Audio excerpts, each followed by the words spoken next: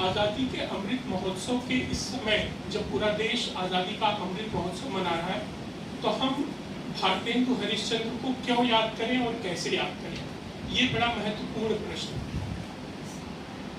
भारतेंदु हरिश्चंद्र को हम एक राष्ट्र वत्सल नायक के रूप में याद कर सकते हैं, जो कि राष्ट्र प्रेमी थे और इस राष्ट्र की एकता, अखंडता और संप्रभुता को बनाए रखने के लिए उन्होंने अपना सर्वस्व न्यौछावर कर दिया।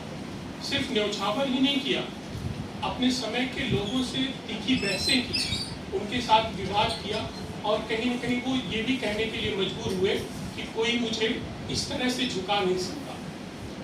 भारतेंदु हरिश्चंद्र हिंदी का गीत है, आप लोगों ने गुनगुनाया जरूर होगा कि आपसे भी खूबसूरत आपके अंदाज है।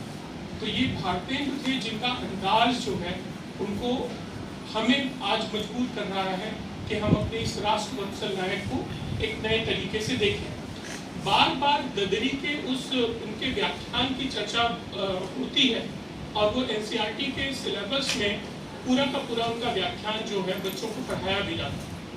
कल मैं महात्मा गांधी अंतर्राष्ट्रीय हिंदी विश्वविद्यालय वर्धा के कुलगुरु रजनीश शुक्ल जी को सुन रहा था, तो उन्होंने बहुत महीन बात कही।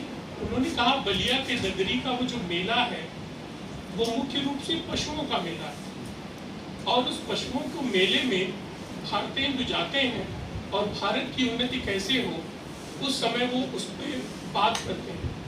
क्यों? क्योंकि उस समय जनता की क्या हालत थी, जनता की क्या दुर्दशा थी। तो जहां मौका मिला उन्होंने अपनी बात को स्पष्टता से कहा और ये शायद उनका अंतिम व्याख्यान था जो कि अक्सर हम लोग उनके बारे में कोट करते हैं। अंग्रेजी को लेके उन्होंने निश्चित तौर पे स्वभाषा को लेके, उसके विकास को लेके बात की। अंग्रेजी को वो क्षय रोग की तरह मानते थे, लेकिन ऐसे बहुत सारे प्रसंग हैं जहाँ पे वो अंग्रेज शासन है उससे जुड़े हुए लोगों की प्रशंसा भी करते हैं, अंग्रेजी भाषा की भी प्रशंसा करते हैं।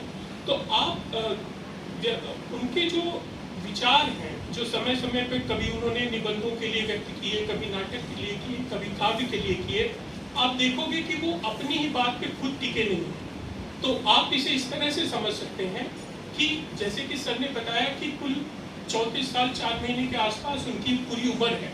तो एक बच्चा जो बनारस के परिवेश में रईस परिवार से निकल के आ रहा है,